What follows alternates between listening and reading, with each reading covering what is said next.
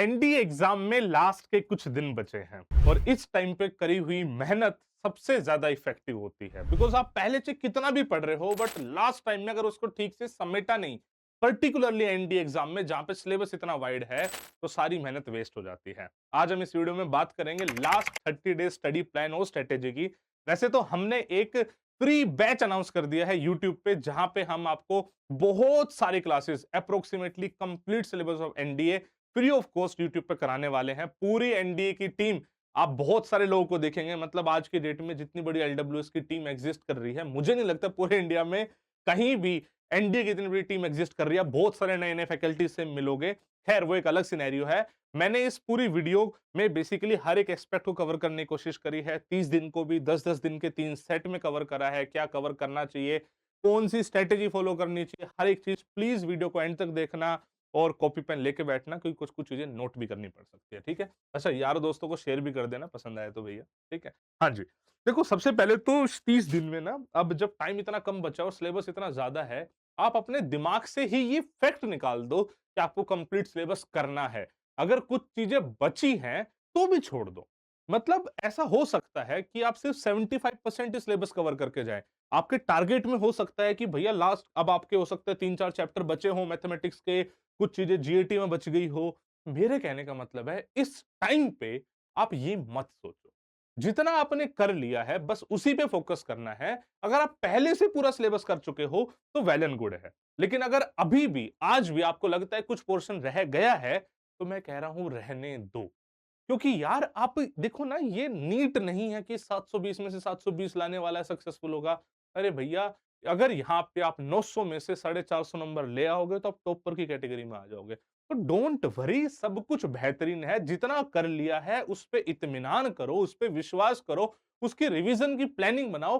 Complete syllabus करने की मत सोचो। इस बचे हुए टाइम में आप थोड़ी सी स्मार्ट प्रिपरेशन करो। मैं ये नहीं कह रहा हूं कि भैया दिन रात पढ़ते रहो। इनफैक्ट सच पूछो तो धीरे धीरे जैसे पेपर नजदीक आएगा, थोड़े से पढ़ाई के घंटे भी आपको कम करने पड़ेंगे, थोड़े से सोने का ज्यादा करना पड़ेगा, लेकिन थोड़ा सा काम कंपोज रहो। कोई बात नहीं, जो छूट गया है that is also okay.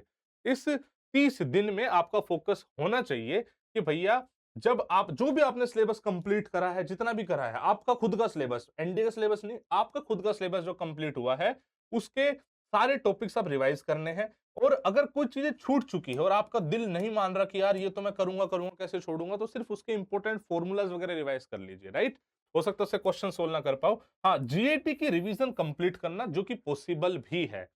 High weightage mathematics के टॉपिक्स की फॉर्मूला रिवाइज जरूर करना। आपने पहले कुछ देखा था कि यार ये चीजें मुझसे बड़ी उस टाइम बड़ी दिक्कत से सोल्व हो रही थी, एक बार उसको रिवाइज जरूर करना, मैथमेटिक्स में खास तौर से।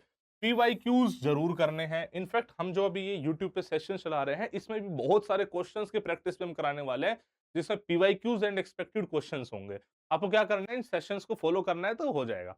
राइट, इसके अलावा डेली के स्टडी टारगेट आपको रखने होंगे। जैसे जब आप अपना दिन स्टार्ट करो तो आपके दिमाग में क्लियर होना चाहिए कि आज मुझे ये चीजें रिवाइज करनी है, यहाँ से इतने इतने नंबर ऑफ क्वेश्चंस करने हैं। अगर उतनी चीज पूरी ना हो तो आइडियली आपको सोना भी नहीं है। लेकिन इसका मतलब ये नहीं है कि इतना बड़ा टारगेट बना लो कि सच में सो ही ना पाओ। नहीं, ऐसा नहीं करना है। प्रैक्टिकल टारगेट बनाने हैं। पहले दिन टारगेट बनाओ, आपको लग रहा है कि नहीं यार ये तो नहीं हो पाया चाहिए, तो अगले दिन थोड़ा सा कम बनाओ। क्योंकि मैं वही बता रहा हूँ, रेस्ट भी, माइंड को रिलैक्स करना भी इस टाइम पे बहुत ज्यादा जरूरी है। और शॉर्ट ट्रिक्स वगैरह ये सब तो करना ही करना है। And the most important, mock test और उसके एनालिसिस। मतलब मॉक टेस्ट को बस देने के लिए मत दो, मॉक टेस्ट को दो अपनी चीजों को एनालाइज करने के लिए कि यार मैंने ये मॉक टेस्ट दिया, इसमें मैंने इतने नंबर स्कोर करे, अब ये मेरे नंबर कितने क्वेश्चन अटेम्प्ट करने पे आए, तो मेरी नेगेटिव मार्किंग कितनी जा रही है। जो चैप्टर मुझे लगता था कि ये मैंने ठीक से प्रिपेयर कर लिया है, उसमें से जो क्वेश्चन आए क्या मैंने सारे सही करे, जो सही नहीं करे तो क्या गलती रही। मतलब एक मॉक टेस्ट को देने में जितना आप टाइम लगाओगे ना, उतना ही टाइम आइडियली उसको एनालिसिस में लगाना चाहिए। मतलब मैथमेटिक्स में तो it is kind of must, मतलब आपको एनालाइज बहुत ज्यादा करना चाहिए और मैथमेटिक्स के मॉक्स भी आपको ज्यादा देने चाहिए। मैंने 30 दिन को 10-10 दिन के 3 सेट में बांटा है, जिसमें पहले 10 दिन में, मतलब मेरे कहने का मतलब रहेगा कि आप सारी जो क्लासेस चल रही हैं वो अटेंड करो। इंपॉर्टेंट इंपॉर्टेंट टॉपिक्स जो आपको लगता है उनको खत्म करो, रिवाइज करो उसको सेम टाइम पे, उस चैप्टर के पीवाईक्यूज करो, हो सके तो शॉर्ट नोट्स, फॉर्मूलाज ये सब बनाओ। अगले वाले 10 दिन में आप रिवीजन करो, उन क्लासेस को रिवीजन की तरह यूज करो, बिकॉज आप पैरेलली ऑलरेडी पढ़ चुके होंगे। जो भी आपके वीक टॉपिक रहे हैं पहले, उन पे थोड़ा-सा काम करो। जैसे आपने मैथ्स का कोई चैप्टर सोल्व करा, तो उस टाइम पे आपको लगता था ये 2-3 कॉन्सेप्ट ऐसे हैं यार, इसके बस क्वेश्चन नहीं बन रहे थे मुझसे, तो उन उन उस चीज़ पे काम करो। पीवाईक्यूज़ तो लगाने हैं। फ़ॉर्मूला बुक जो आपकी रेडी होगी होगी, वैसे तो अपनी खुद की एक हैंडबुक हमने बना रखी है जो फ़ॉर्मूला बुक ही है।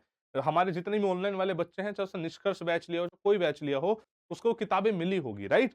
तो उस किताब से भी फ़ॉर्मूला आप रिवाइज़ कर सकते हो और खुद के भी आपने फ़ॉर्मूला बना रखे हैं, उसको भी रिवाइज़ कर सकते हो। बट फ़ॉर्मूला रिवीज़न इस टाइम पे नहीं छोड़नी है, स्पेसिफिकली मैथमेटिक्स की बात कर रहा हूँ।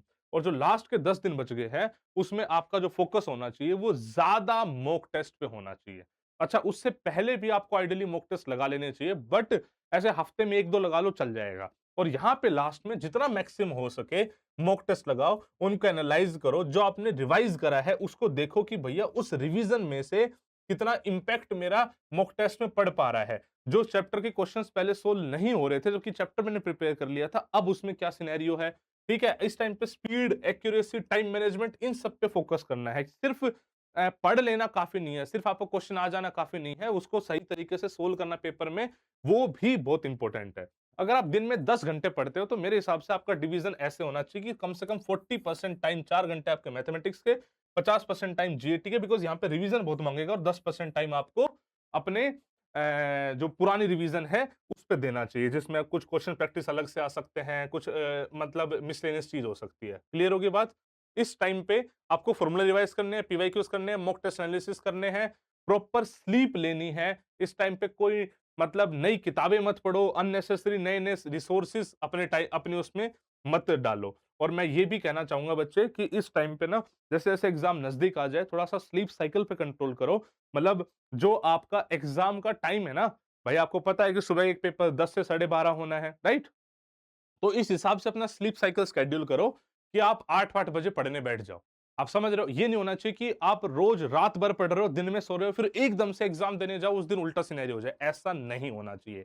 आपकी माइंड, बॉडी उस हिसाब से ट्रेन होनी चाहिए कि उसी टाइम फ्रेम में वो बेस्ट परफ़ॉर्म करे। उसकी आदत आज से डालोगे, तब जाके 1 महीने में लगेगी। बिकॉज़ मैं मानता हूँ कि भैया पहले क्या होता है ना, कि बच्चा अपनी पढ़ाई के चक्कर में अपने स्लीप साइकिल सब बिगाड़ लेता है। बट इस टाइम पे उसको ठीक करना स्टार्ट कर दो। आपको अपना बेस्ट परफॉर्म करना है उस दिन में। हो सकता है आज का दिन आप अच्छा परफॉर्म ना कर पाओ, आज थोड़ा-सा लेज़ी फील कर सकते हो, बट जिस दिन आपका पेपर है, उस दिन आपका बेस्ट वर्ज़न वहाँ पे निकलना चाहिए। तो उसके लिए आप आज से अपनी बॉडी को, माइंड को इस हिसाब से ट्रेन करो। तो अपने इस हिसाब के सारा शेड्यूल बनाओ कि दिन के टाइम पे पढ़ो। उस टाइम पे आपका माइंड 100% एक्टिव होना चाहिए, आपका बेस्ट परफॉर्मेंस उस टाइम पे निकलना चाहिए। बाकी यूट्यूब पे हमने सेशंस लगा दिए हैं। आपको रोज़ लाइव सेशन मिलेंगे मैथमेटिक्स के, जीएटी के, सारे इंपॉर्टेंट कॉन्सेप्ट हम कराने वाले हैं। आप उसको फॉलो कर सकते हो, यारों दोस्तों को शेयर कर सकते हो। बाकी भैया मेरे दिल से इच्छा ये है, रिटन एग्जाम क्लियर करो, फिर आप सबसे एसएसबी में हम मिलेंगे, बातचीत करेंगे, वो सब अच्छा ही होगा। Wish you all the best. जय हिंद, जय भारत।